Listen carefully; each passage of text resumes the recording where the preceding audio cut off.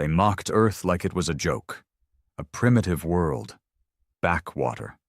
Uncivilized. The Galactic Council chamber echoed with laughter from the elders of 100 star empires, each older and larger than Earth could ever hope to be. Or so they believed. Earth had only joined the Council 5 years ago. 5 short, painful years. In that time, humanity had been tested, taxed, and tricked, their proposals denied, their technologies ridiculed, their ambassadors ignored. To most of the galaxy, Earth was a child stumbling into a game of gods. Ambassador Mara Lane stood alone at the center of the great dome-shaped council hall, the Earth emblem on her chest, a simple blue-green sphere, glowing softly under the council lights. She didn't flinch as the laughter grew louder. She didn't blink as one of the representatives, a bloated, worm-like creature from the Zentari Union, wheezed through a translator box. Perhaps Earthlings should return to their caves and sticks, leave space to the evolved. More laughter, even from allies who had once promised support. Mara took a slow breath. She scanned the sea of alien faces, the floating delegates, the voice boxes, the scent-based communicators. She knew the game they were playing. What they didn't know was that Earth had stopped playing it months ago. She stepped forward and tapped her communicator. Her voice came through crystal clear, silencing the room. "We thank the Council for its honesty," she said flatly, without emotion. "It has helped humanity understand our place among the stars." "Which is beneath us," sneered an insectoid from the Krell Dominion, its mandibles clacking in amusement. Mara smiled faintly. "Actually, it helped us realize we don't belong here at all." That got their attention. Whispers, quick translations, some confusion. Mara continued, "Earth is withdrawing from the Galactic Council, effective immediately." "Is this a joke?" the High Speaker of the Council asked, his 3 eyes narrowing. "You can't just leave. You're bound by the Treaty of Mutual Progress." "We never signed it," Mara said. "We were pressured, manipulated. Our signatures were forged by diplomatic AIs you designed. We uncovered it all." Silence now. Cold. Thick. Tense. "We've also noticed something," she went on, her voice growing colder. "Every time we introduced a new technology or concept, it was mysteriously banned a week later. But then someone else, one of the elder species, would use it freely. Curious, isn't it?" Several delegates shifted uncomfortably. The Zentari worm blinked rapidly. "So we stopped sharing," Mara said, "months ago." The silence deepened. "Then what is the purpose of this tantrum?" the High Speaker asked, his voice sharp. "This isn't a tantrum," Mara said. "It's a farewell." And with that, she turned and walked out. Less than an hour later, across over 200 sectors, every Earth ship, military, diplomatic, research, cargo, vanished, simply disappeared. No warp signatures, no trails, no traces. One moment they were in known space, the next, gone. The Council panicked. Scouts were dispatched. Surveillance drones combed every system Earth was known to operate in. Embassies were found abandoned, scrubbed clean. No data. No AI. Not even a used coffee mug. It was like humanity had erased itself. By dawn of the Galactic Standard Clock, a single message arrived on every Council screen, in every known language. "You laughed, now we're gone. We won't come back, but we won't forget." That message was followed by coordinates, empty coordinates. A message in binary left only one line of readable text. "Don't follow." But of course, someone did. And that's when the real story began. 3 days after Earth vanished, fear settled like a thick fog over the Galactic Council.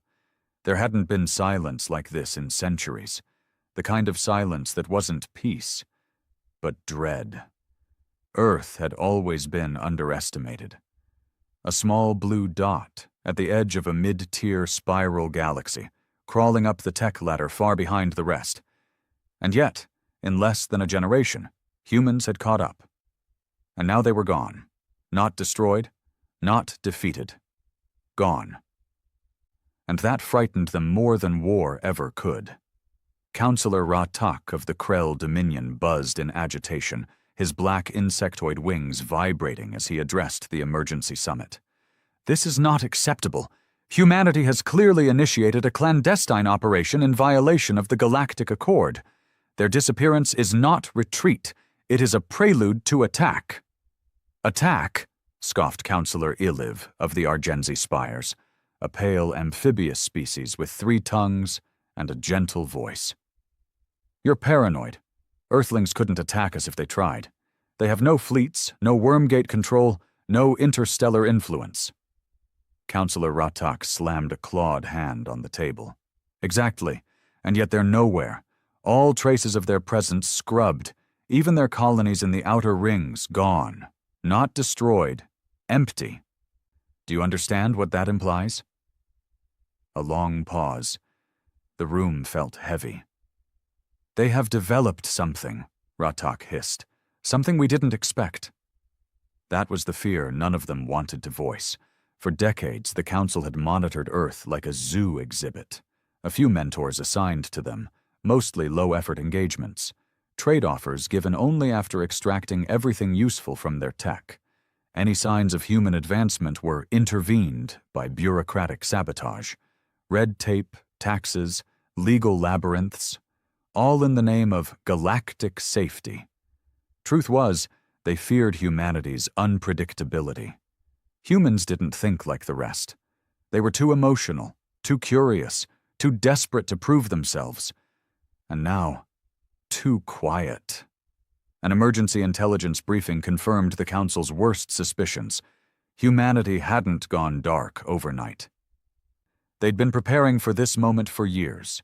It began with the Great Data Exodus, quiet transmissions of civilian data, research, literature, and biological logs into encrypted quantum packets, routed off-grid. Next came Project Mothlight, where several known AI cores tied to Earth's defense systems simply went missing. Faked malfunctions, blamed on solar flares. At the time, no one cared. Now those events felt like a chain reaction that had been building in the shadows. Then came the discovery that made even the High Speaker lean back in his throne, eyes wide with horror. Earth itself was gone.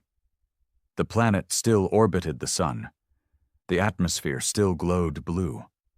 But sensors confirmed the entire surface infrastructure, cities, outposts, satellites, was missing. Scans couldn't penetrate the crust. Probes disappeared within seconds of entering orbit. A strange new field covered the Earth. Not a shield, not a cloak. Something different, something never seen before. They called it the Silence Field. The High Speaker stared at the rotating hologram of Earth, mouth dry. "They buried themselves?" "No," whispered Mara Lane, now sitting quietly beside the Council's Science Corps, no longer an ambassador, but an observer Earth had left behind. "They transcended." The Council turned to her, startled. "You stayed," Ra-Tak demanded. "You didn't go with your species?"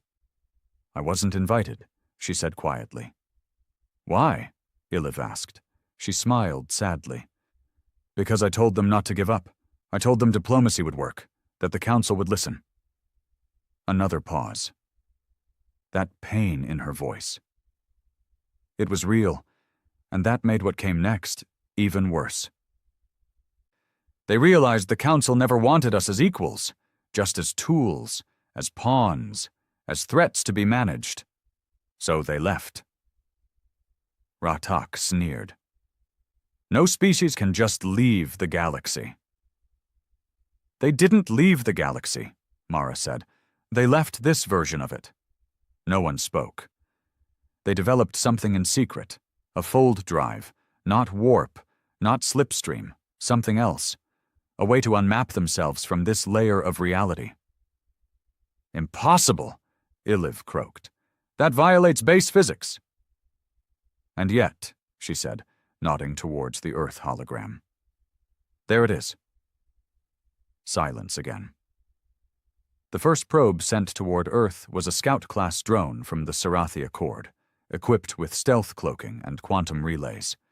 It vanished 10 seconds after entering orbit. No signal, no trace. The second was larger, a fully manned research vessel.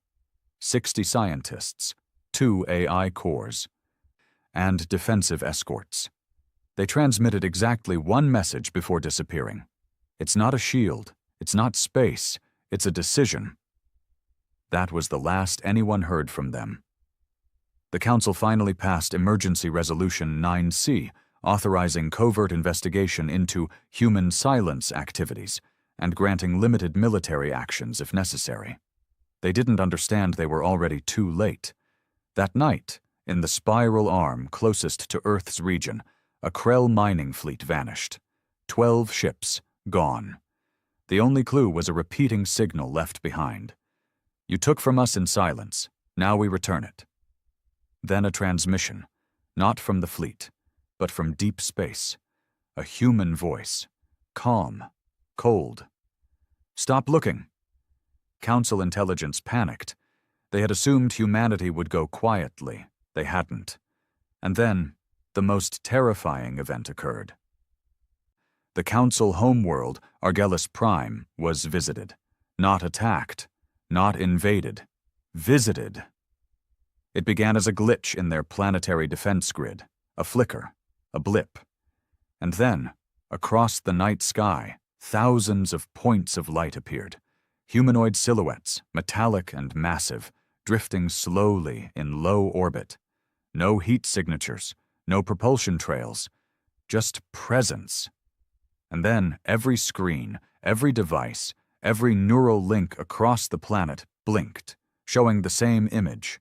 A man, human, middle-aged, pale eyes, no rank insignia, no background. He simply said, "We're watching now," and disappeared. No weapon fired, no threat made. But the silence that followed was worse than war. The Council fell into chaos. Security alliances crumbled. Accusations flew. You provoked them. You restricted their economy. You mocked them into ascension. But no one had answers. Until a secret file emerged. One hidden deep in the Council's black archive. A record buried from the public. Dated 20 years ago. A meeting between Council analysts and Earth scientists. The transcript was chilling. Analyst. But surely, Ambassador Lane, humanity doesn't believe it can outrun the laws of the galaxy? Mara Lane. No, we don't want to outrun them. We want to rewrite them. Analyst. That's impossible. Lane. That's what you said about fire. Steel, flight, AI, telepathy, timefold. Every step of progress was impossible, until we did it. Analyst. You'd threaten the balance of the galaxy. Lane. Maybe the balance needs to be threatened. That conversation had been dismissed at the time. But now it sounded prophetic. The Council realized something they hadn't dared imagine. Humanity didn't leave because it was weak. It left because it had become something stronger than the Council could understand. Mara, still silent among them, stood to leave. You should stop looking, she said, her voice tired. They won't come back the way you expect, if at all. You mocked them for being emotional, unstable. But it was your cruelty that forged them, your arrogance that shaped them. You didn't just wake a sleeping giant, you cornered it. Then why didn't they attack? Ratak hissed. Because they don't need to, she said. And walked away. The next day, on an isolated moon orbiting a dead star, a single Earth ship appeared. Not a fleet, not a battalion, a small cruiser. Sleek, silent, unmarked. Inside was a message pod. Recovered by a desperate Krell patrol, no explosives, no virus, just a single item, a child's drawing. crayon on paper, a stick figure of a human and an alien shaking hands. Below it, in uneven human script, "We wanted to be friends. You made us something else." That was the moment the council understood. They hadn't just lost a member. They had created a myth, a civilization that was no longer playing by the same rules, a ghost empire in the shadows of the stars, a fleet that didn't need to fire a single shot to make the galaxy tremble. Humanity was gone. And yet, everywhere. For a long time, the council obeyed the warning. Don't follow. But rules never lasted in fear-struck governments. Obedience turned to paranoia, and eventually, desperation pushed someone to break the silence. Captain Drev Kaller of the Virex Ascendancy wasn't a diplomat. He wasn't even a politician. He was a soldier, a former war hero, now relegated to patrolling dead sectors for anomalies and illegal mining. The job bored him. He craved legacy, and when he saw the forbidden coordinates left behind by the humans, he didn't see danger. He saw opportunity. "This is our chance to understand what they did," he told his crew, gathered in the silent command bay of the Vindicator-class warship, VSS Ecliptor. "They left behind an opening, a mystery. Whatever they've become, they're not gods. They bleed like us." His crew hesitated. The story of the Earth fleet's vanishing was now half legend, half nightmare. The last probe that entered those coordinates had returned nothing. No data, not even wreckage, like space itself erased it. But Kaller was determined. "If we find what's at those coordinates, we take it. Bring it back, use it, before they come back to use it on us." And so the Ecliptor jumped. The coordinates led to the Null Corridor, a stretch of deep space so black and void that even stars seemed to bend away from it. The systems around it were lifeless. Time felt slower. Sensors flickered. No warp trails. No gravity wells. Nothing. Until they found it. Not a planet, not a fleet, but a structure. A floating ring, enormous, over 400 kilometers wide, slowly spinning in silence. Dark metal, smooth as obsidian, with no entry ports or signs of power. The ring drifted in space like a forgotten god's halo. But to Kaller, it screamed power. "This is a gate," said Science Officer Theron, voice low. "But not like any we've ever seen. No energy spikes. No resonance, just silence." Kaller leaned forward. "Then break the silence." They launched drones, scanners, quantum probes. All were absorbed without a trace. Then the ring pulsed, just once, like it had opened its eyes. The crew gasped as the Ecliptor was slowly dragged forward, not violently, but gently, as if gravity itself had changed its mind. "We're being pulled," said the pilot. "Engines are resisting, but it's like we're falling sideways." "No, not falling," whispered Theron, eyes wide. "Being read." The ship crossed the ring's threshold, and everything blinked white. When they woke, it wasn't to alarms or red lights, but stillness. No stars, no space, just a great black plain stretching in every direction, the Ecliptor hovering over it like a boat above dark water. "We're inside something," the pilot said. Theron ran scans. No metrics, no gravitational constants, no light reflection. "This place doesn't have physics we can measure." Kaller stood. "Then find a way. We came here to learn." That's when the message came through. A human voice, female, calm, ancient. "Why did you follow?" The crew froze. The voice wasn't transmitted through comms. It was inside their minds. Kaller responded aloud, chest puffed. "We're explorers. We seek knowledge. You abandoned the galaxy. We deserve to understand." A pause. "You seek to use, not understand." "Isn't that what you did?" he shot back. "Built this place? Created something beyond the council? What gave you the right?" Suffering, pain, betrayal, and the choice to become more. Then a light appeared on the plain below them. A city. No, a reflection of one. Earth cities, floating like memories. New York, Lagos, Shanghai, London, but distorted, glowing, uninhabited, they descended without command. The ship obeyed a force no one could see. It landed in the middle of a street from a city that should no longer exist. No people, no noise. But everything was too clean, too preserved, like someone had remembered it perfectly. They stepped out. The crew walked slowly, weapons drawn. Buildings towered over them. Banners flapped in wind that didn't exist. Digital billboards played silent recordings of humans smiling, laughing, crying. Theron whispered, "It's not a simulation." Kaller looked at her. "What is it then?" "A memory. A living memory." Then the voice returned. "We left because we were never welcome. You feared our chaos, our fire. So we hid it. We tried peace, diplomacy, but you spat on it. So we embraced what you feared." The sky shifted.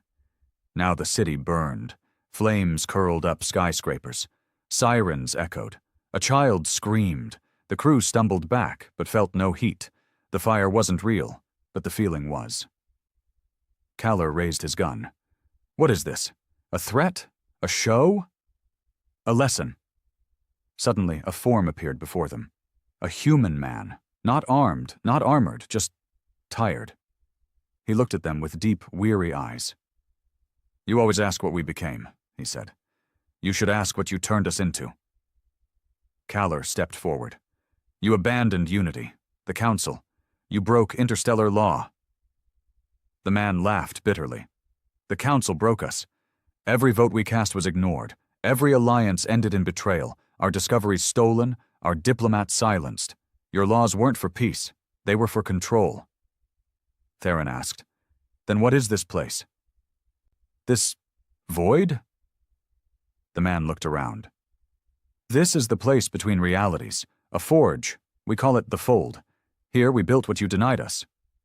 Kaller narrowed his eyes. "Weapons?" "Purpose," the man said simply. He turned and pointed to a nearby building. Inside, they saw something horrifying. Copies of themselves. Not clones, not simulations.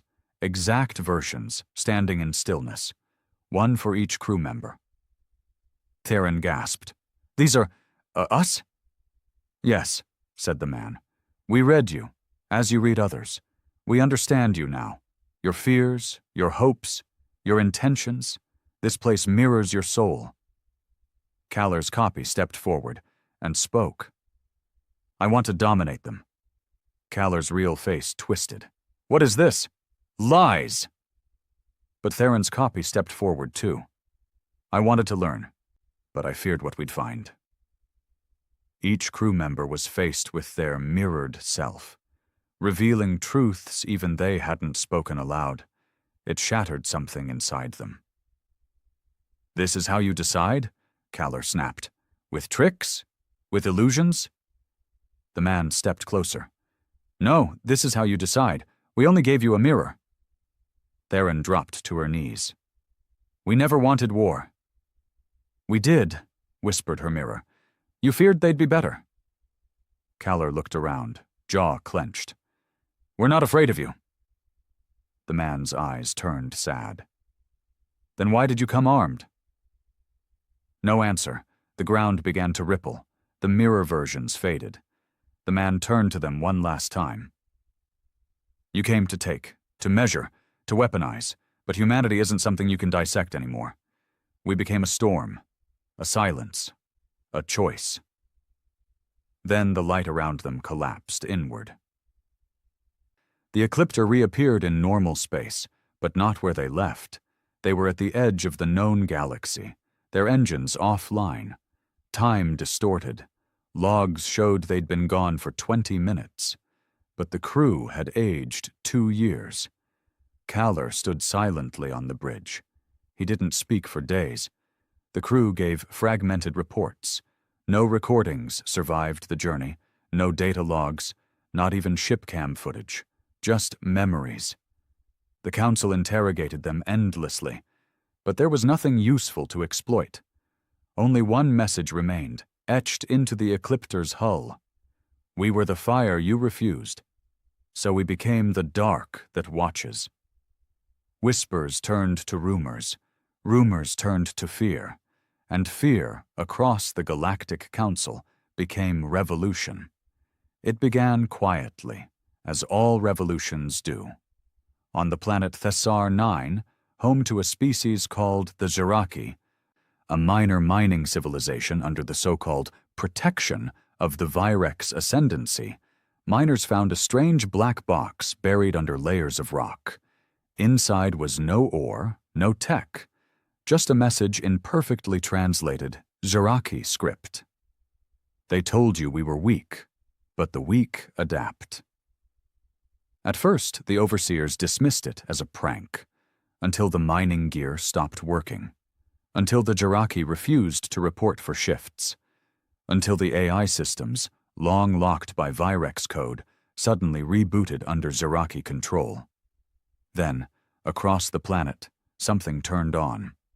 A satellite array, once part of a human survey mission years ago, rose from the sands and broadcasted a signal across all Zeraki devices. A single phrase pulsed across the sky in their language, glowing above the capital. Humanity never left. It simply stopped asking for permission.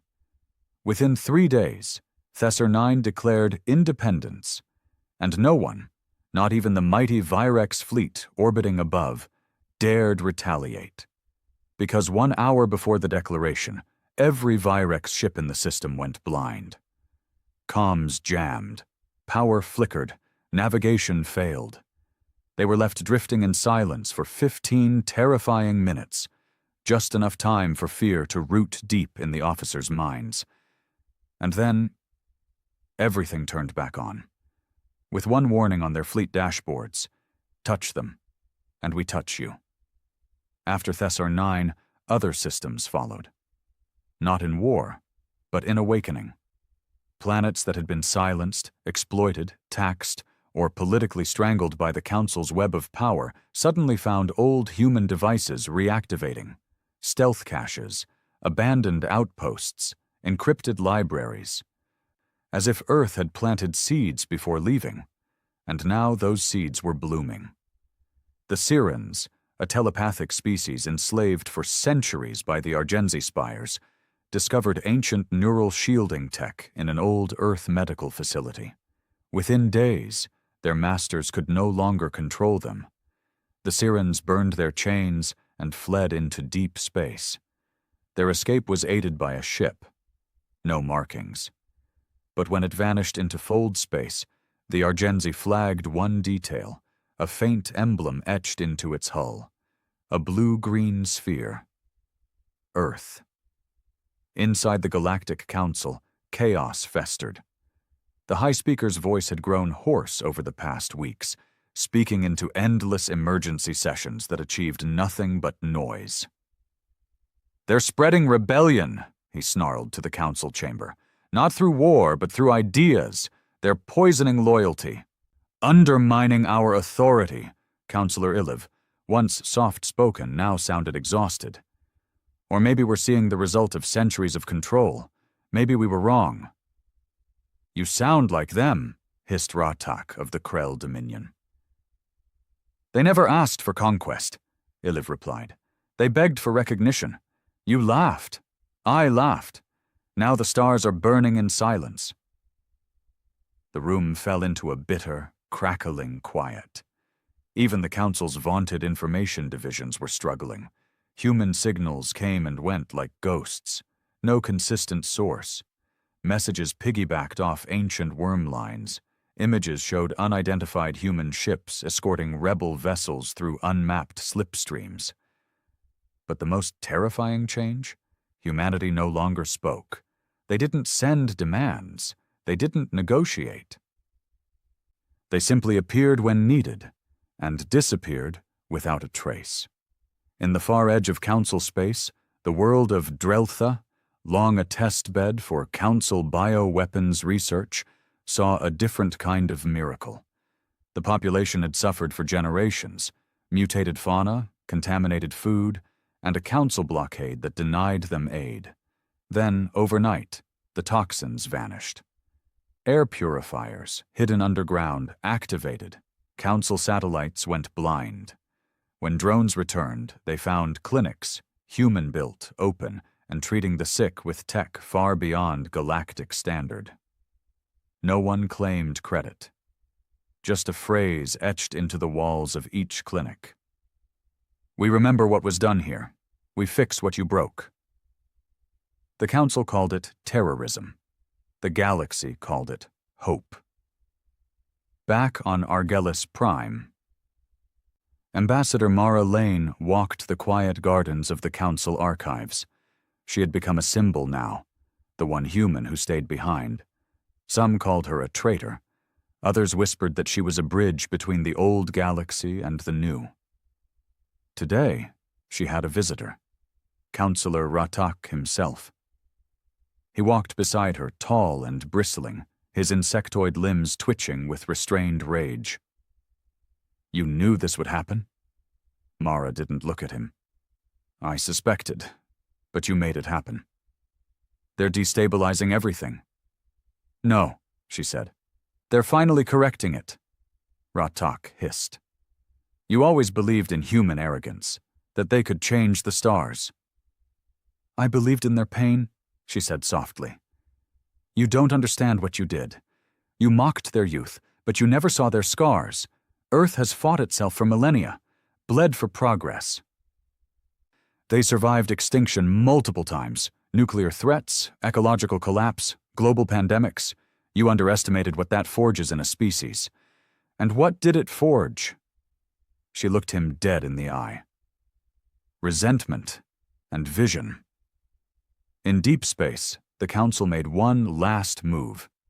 They authorized Operation Leviathan, a secret military mission to build an AI-powered war fleet capable of tracking fold space anomalies and responding with quantum-based weaponry. It was their final answer to the human ghost fleets. The ships were sleek, beautiful, deadly, and they never launched. Because on the night of their commissioning, they simply vanished from the dry docks. No alarms, no sabotage signatures, no explosions, just gone. And in their place, left floating in zero gravity, were children's toys. Tiny plastic soldiers, a stuffed bear, a coloring book with a half-finished page, and written on the hangar wall in Earth's alphabet, "You build war, we raise minds." What the Council never saw, what they couldn't see, was that Earth had become more than a planet.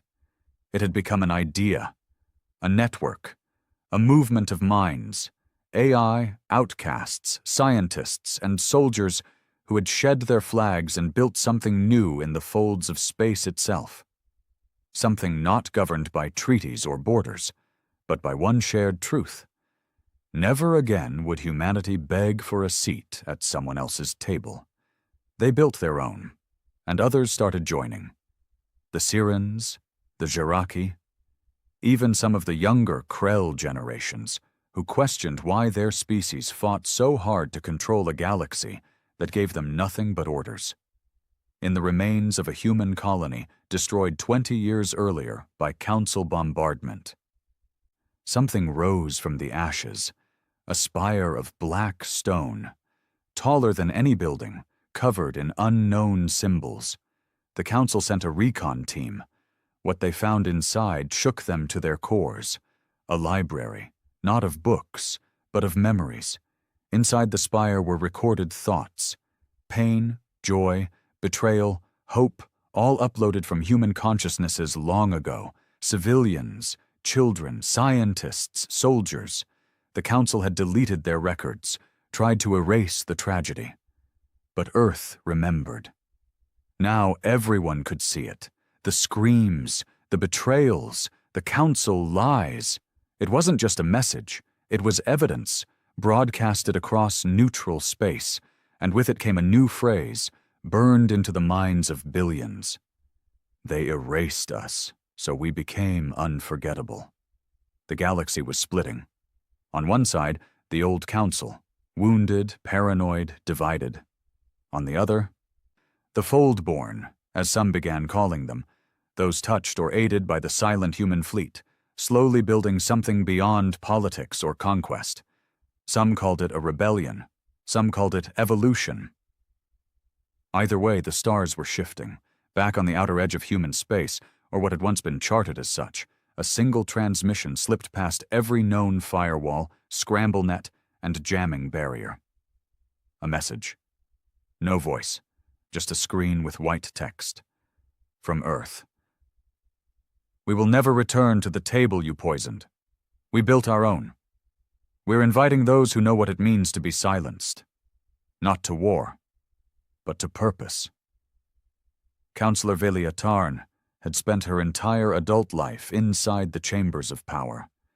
She had argued over trade laws, voted on planetary sanctions, and even helped write the legislation that once labeled humanity a probationary species unfit for leadership. She had thought she was protecting the balance of the galaxy, ensuring peace. But now, sitting alone in her office, high above the storm-washed skyline of Argelis Prime, Velia couldn't shake the feeling that she'd spent her life defending a lie. The rebellion wasn't coming in fleets. It was coming in truth. And it was winning. Every day, more systems slipped through the Council's fingers. Not through conquest, not through violence, but through something far more dangerous. Choice. They were choosing Earth, not the Earth of old, not the begging diplomats, or the ignored emissaries, or the mocked inventors. No, they were choosing the Earth that had vanished, and then returned as a myth wrapped in silence and strength. They were choosing what Earth had become, and Velia, she couldn't look away anymore. She pulled up the restricted archives, the same ones she'd voted to classify a decade earlier. Footage of Earth's ambassadors being shouted down, technical proposals tossed aside with laughter, trade requests stalled in procedural loops until they expired. She remembered Ambassador Mara Lane. So calm, so composed. She had warned them. Velia had voted against her. And then Earth had left. Now Velia couldn't sleep. Not since she saw the spire on the burnt-out colony. Not since she watched a Jiraki child smile in front of a human-built hospital, raising a flag with no nation behind it. Just that same blue-green sphere. The council called it propaganda. But Velia saw hope in it. That terrified her more than anything else. She didn't tell anyone about the message that arrived in her personal comms 3 nights ago. No source, no encryption key, just one line. You watched it happen. Now come see what came of it. Attached, a set of coordinates, not council space, not even mapped. But she recognized the fold pattern. She'd seen it once during the Leviathan project briefings. It was human. She sat with the coordinates for days, staring, arguing with herself. She had power, influence, comfort. But for what? To hold together a crumbling council that silenced voices, hoarded knowledge, and called it peace? She made her choice. Velia left her post under the cover of a diplomatic retreat. Her ship, a sleek Argenzi-class cruiser retrofitted with stealth drives, was technically untraceable. But she knew the council would know she was gone within a day.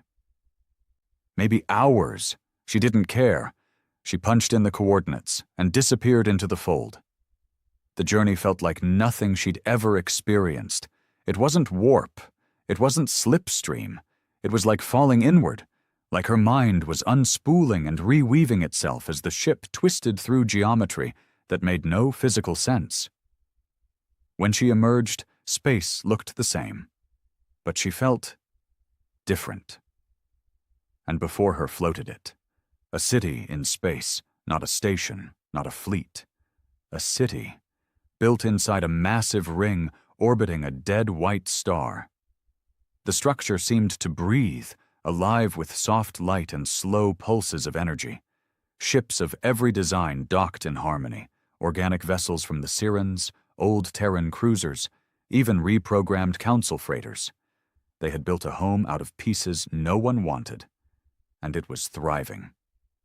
Velia's ship was intercepted by 3 vessels. They didn't hail her, didn't fire, just escorted her, silently, to a dock shaped like a petal. She stepped out alone.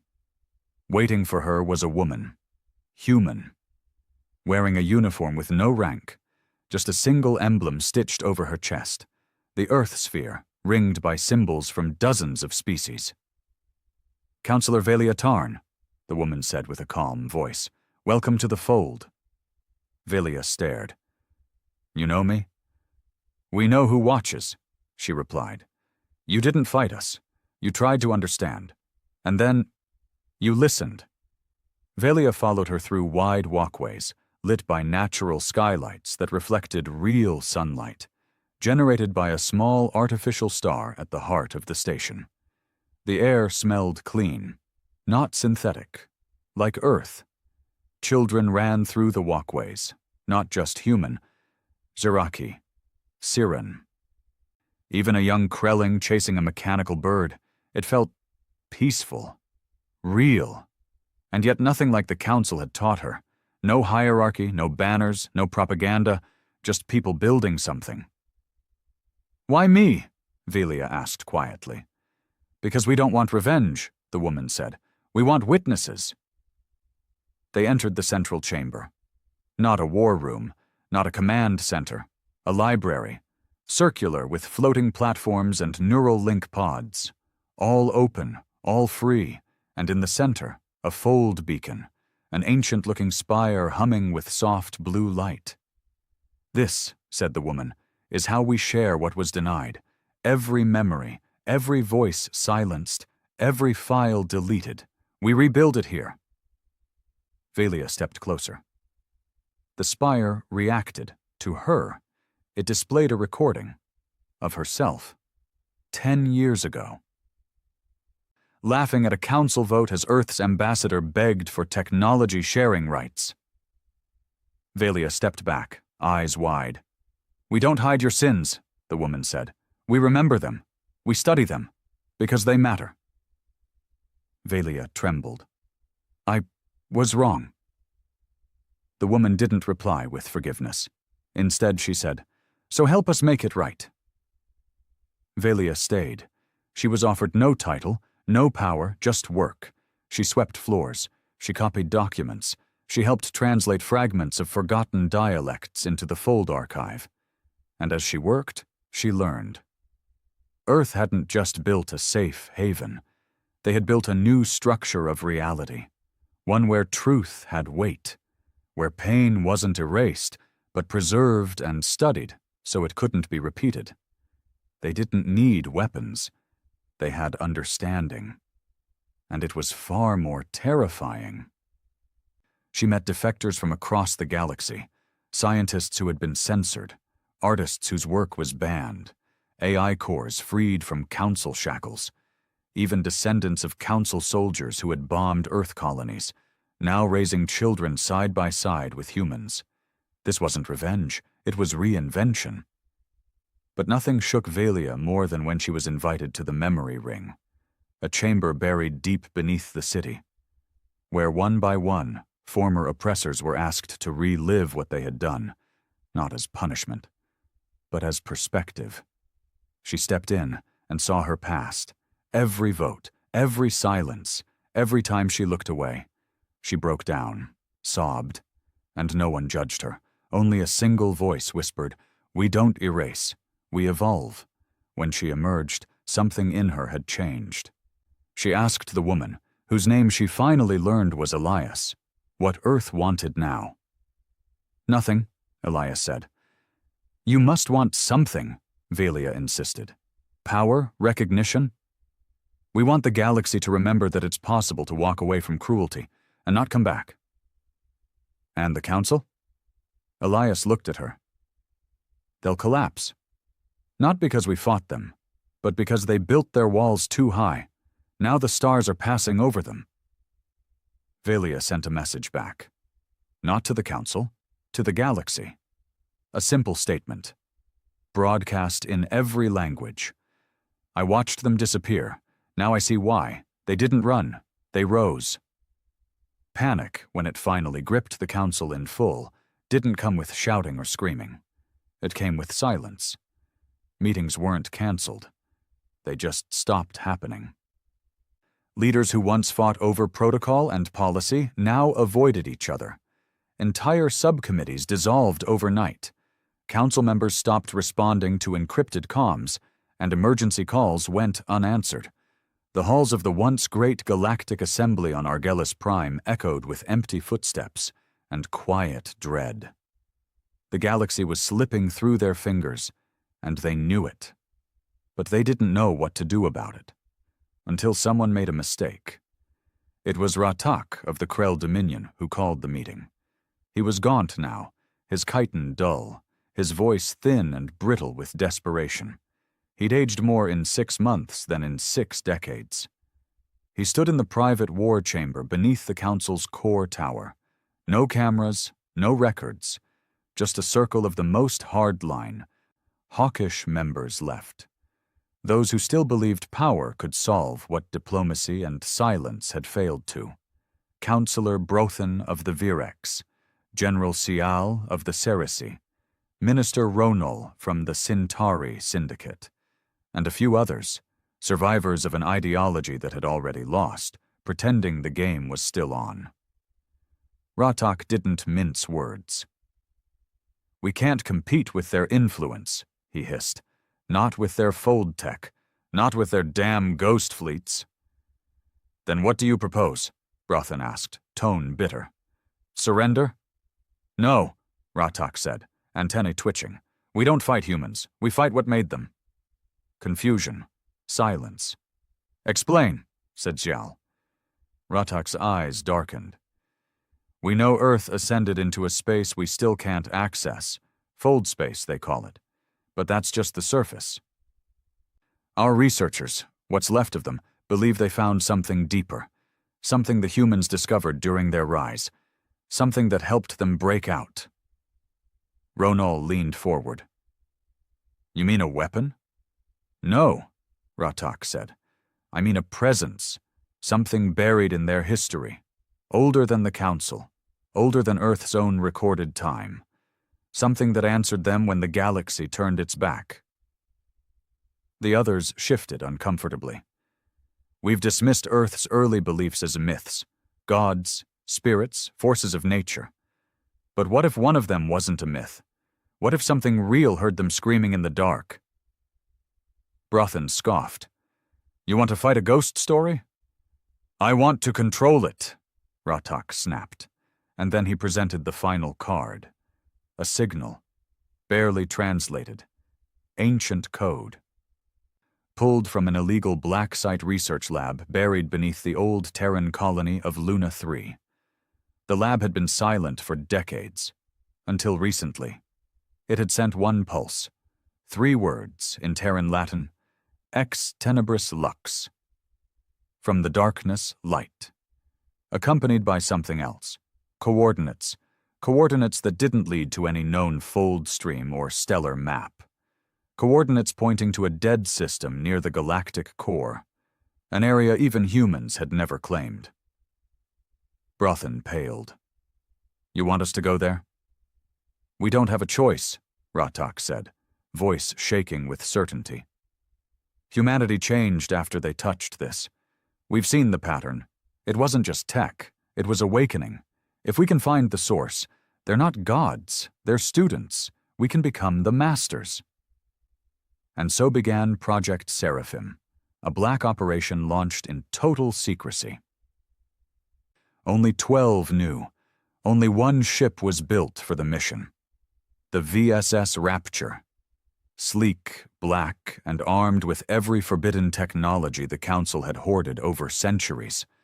Fold-inverted hull plating, dimensional stabilizers, AI-manned subsystems that had been banned for fear of sentience, a crew of 50, all volunteers, All sworn to silence, they launched without announcement, vanished into a route no one dared map, toward the unmarked system at the center of everything. The Rapture's journey was quiet at first. Just space, then not space. As they reached the coordinates, instruments failed. Time stretched. Some crew began to whisper of dreams, shared dreams, ones they couldn't explain. They saw shapes in the dark, not ships, not structures, ideas, things that flickered in the edges of perception. Things that felt like they were watching back. Then they saw it. Not a planet, not a station, a monolith, floating in the void, untouched by gravity or time, darker than space itself, but alive with movement that made no logical sense. It seemed to pulse in a rhythm the crew couldn't hear, but could feel in their bones. Commander Estall, leading the Rapture, gave the order. They approached, and the closer they came, the more wrong things became. The crew began to speak in languages they'd never learned. 2 officers had matching visions, a human child holding hands with a being of light and shadow.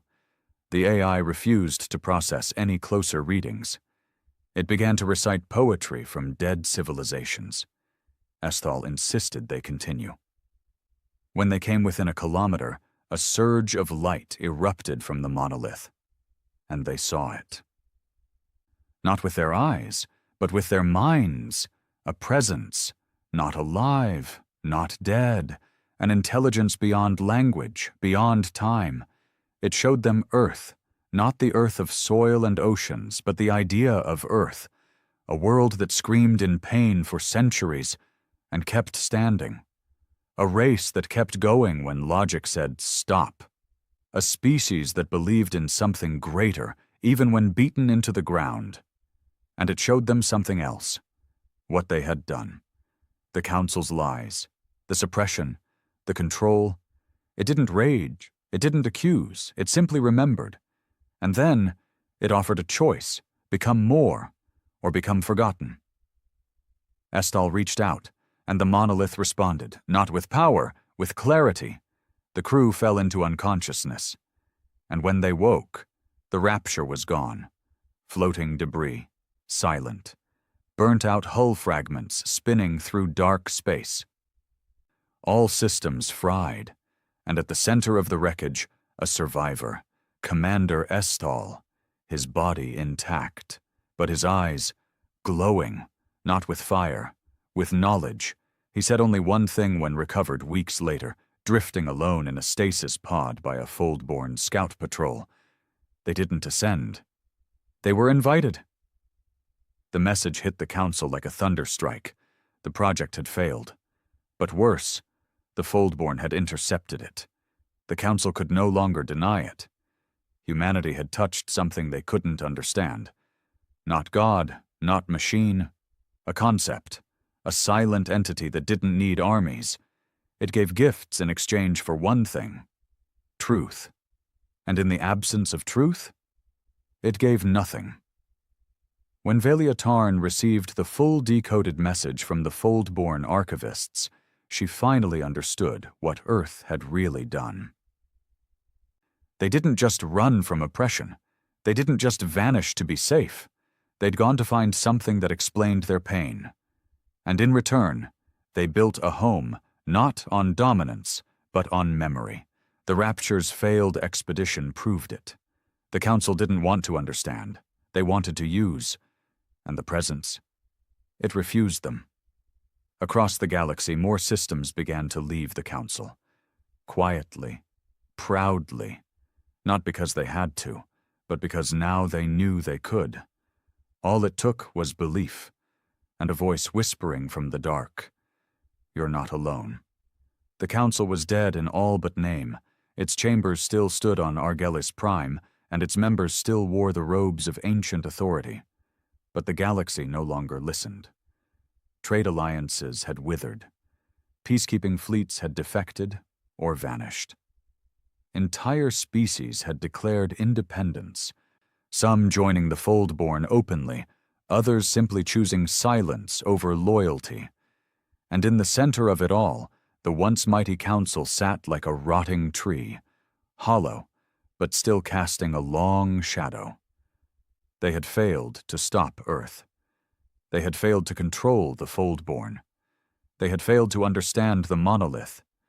And now, with all eyes turned away, they turned inward, blaming each other, clawing at the only thing left to control: themselves. Councillor Brothen of the Virex Ascendancy delivered the first strike.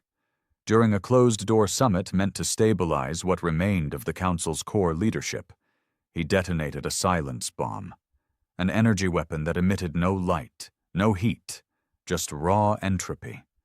It unraveled the atoms of 7 other councillors, leaving only whispers in the air where bodies had stood. He blamed Ratak of the Krell for the disaster of the Rapture mission, claimed he had been infected, touched by the Fold, that he was no longer loyal to the Council, that none of them could be trusted anymore. It wasn't just paranoia, it was strategy. A new faction emerged within hours: the Purity Block. Their goal wasn't victory, it was containment. They believed the Foldborn, and by extension humanity, had seeded infection within the Council itself. Not physically, but ideologically. Any councillor who questioned old doctrine was a threat. Any species seeking neutrality was a traitor. The Purity Block declared emergency control over all Council assets. AI networks were purged. Civilian data lines were rerouted. Black site prisons reopened. Within days, dozens of non-human workers and aides vanished from Argelis Prime. Just gone. Councillor Velia Tarn, still operating from within the Foldborn network, received the first intercepted message while reading to a group of orphaned Jiraki children in the Echo Dome. Purge initiated. Loyalty over logic. Fold spread must be severed. Prepare for Operation Null Glass. The file was tagged Level Omega. Foldborn analysts decrypted it within hours. It wasn't a tactical plan. It was a doctrine, a list. Thousands of names: councillors, activists, scientists, journalists, civilian leaders, sympathizers, marked for termination, Foldborn allies. Velia stood up from the reading circle, her hands shaking. "They're not going after us," she said quietly to Elias, who stood behind her in the soft glow of the library dome. "They're going after everyone who believes in us." Operation Null Glass was more than a purge. It was reclamation by fear. Council sleeper agents began triggering chaos across neutral systems: infrastructure failures, rogue AI activations, bioengineered outbreaks. Then came the assassinations, key figures in fragile peace talks, Foldborn liaisons, and planetary governors all taken out in precision strikes. And always the message left behind: trust is treason. The Council couldn't beat the Foldborn with ships, so they turned the galaxy against itself. And for a time, it worked. In the Ikora system, where a Foldborn-supported colony had just held its first democratic election, a single Council-engineered virus crashed their entire memory grid. Years of cultural archives were lost. Centuries of identity wiped in hours. The population collapsed into panic. In the Krell border sectors, where young rebels had begun defecting to the Foldborn cause, a synthetic terror broadcast was triggered, showing falsified footage of human ships vaporizing refugee vessels. The Krell elders believed it. They called it proof, and launched a counter-rebellion against their own youth. The galaxy had been awakening. Now it began to close its eyes again, not by choice, but by force. Back in the Fold, the Council's strategy was clear. They couldn't destroy the truth, but they could make it hurt to remember. Elias stood at the helm of the Foldborn command network, watching thousands of reports spill across the interface. Attacks, lies, losses. And then she saw it. A signal from the outskirts of the Siren expanse. An entire moon had gone dark. No Foldborn ships nearby. No military presence. Just a school. She opened the file and felt her chest tighten. The moon had been home to the Rivy School of Memory, a place where children from across the galaxy came to learn not just science or history, but empathy. It was gone. Burned. Not by accident. By a Council strike drone using pre-fold missile tech. Old, dirty, easily deniable, but unmistakable. The report included a survivor's audio. We just wanted to remember. We just wanted to know. Velia returned to Elias that night, her voice raw. "They're not afraid of us winning," she whispered. "They're afraid we already have." Elias didn't reply. She stood in silence, overlooking the city they had built. Then she turned to Velia and asked the question no one had spoken aloud. "Do we fight back?" The Foldborn had always been careful, defensive, surgical. They revealed themselves only when needed, never staying long. Their strength wasn't power, it was conviction. They believed the galaxy would see, would choose, would rise, but now those who rose were being crushed, murdered, erased, and humanity was watching, still silent, still unseen, but no longer distant. Velia saw it first, in the stars above Fold Nexus 1, a single line drawn across the void, not a ship, not a weapon, a rift, space itself splitting, and through it came a shape, sleek, black, familiar, human design, but new. No markings, no crew manifest, no explanation. Just one message. Permission was never ours to ask. It hovered above the city for an hour, and vanished again. Across the fold, other rifts appeared. Ships came through, one by one, then in groups. Some were Earth's original designs, upgraded. Others were hybrids, Siren organic vessels with Terran drives. Reconstructed Cereisi warships, now painted with Foldborn colors. Even Council cruisers that had defected and been rebuilt. The Ghost Fleet had returned, not as an army, but as a declaration.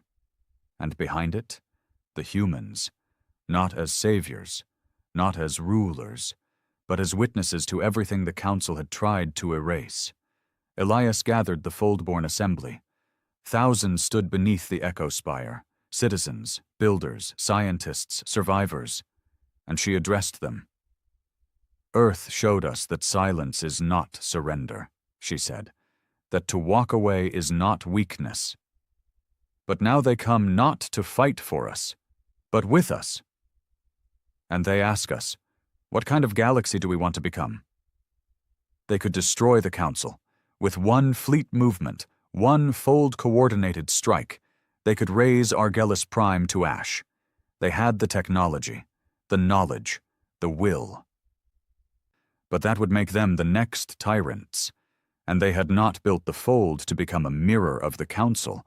They had built it to replace the concept of domination entirely.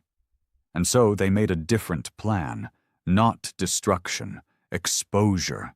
They would reveal everything. The Foldborn archive would be broadcast across every known system. No more encryption, no more stealth. The truth would flood the stars. Every document, every file, every scream from Earth's dark past, every lie the Council had printed. And when it was done, the galaxy would choose, not at gunpoint, but with open eyes. The transmission began in silence.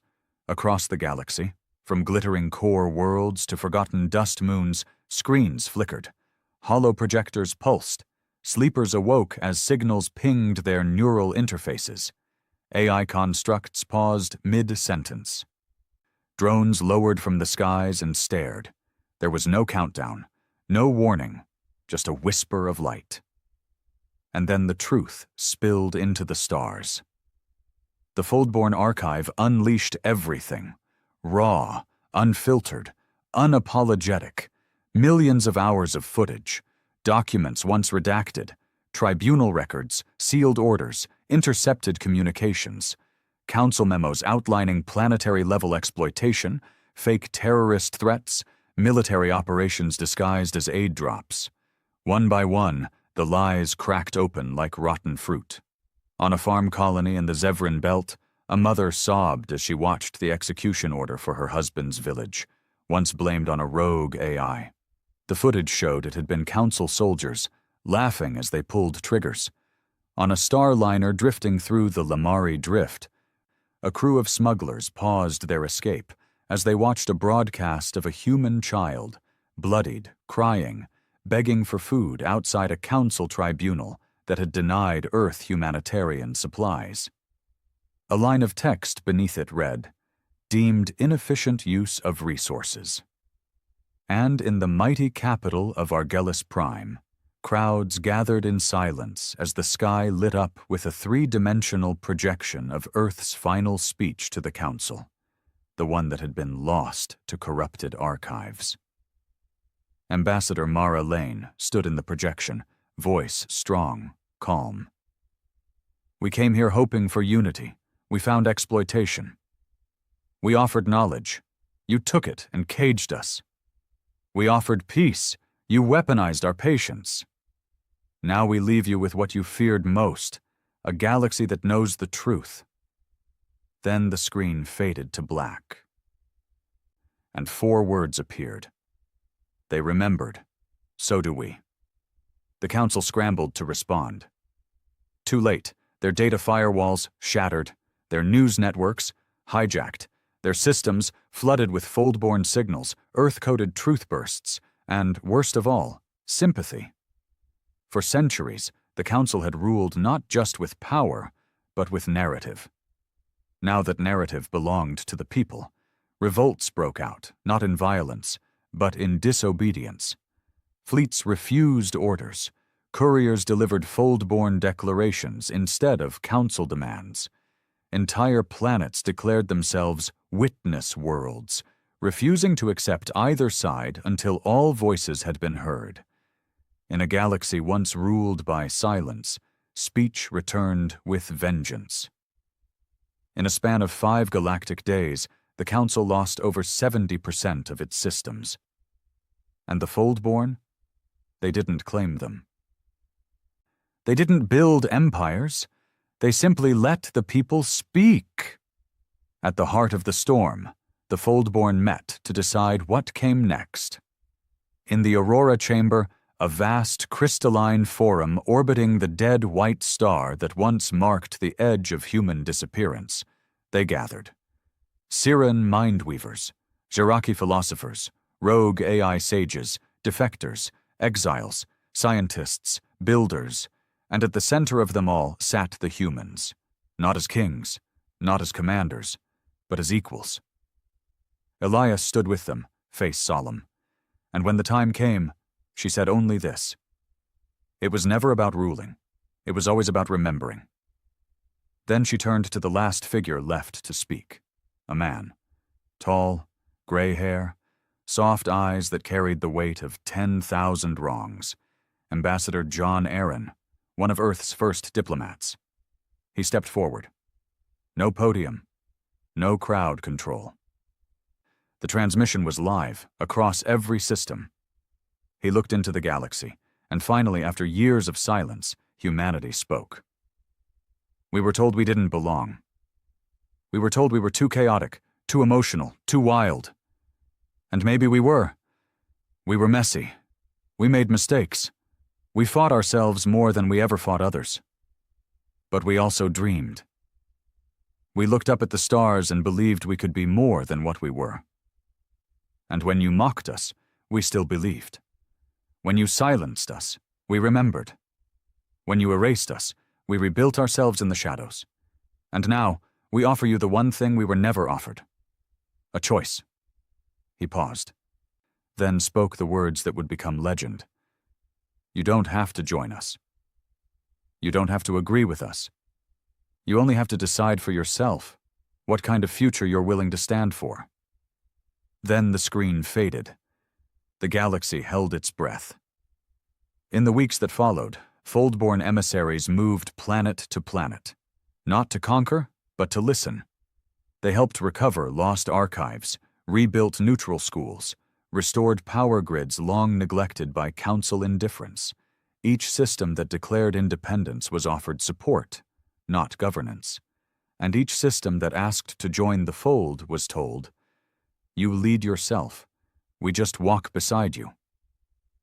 Some worlds remained loyal to the Council's memory, holding on to their past with stubborn fists.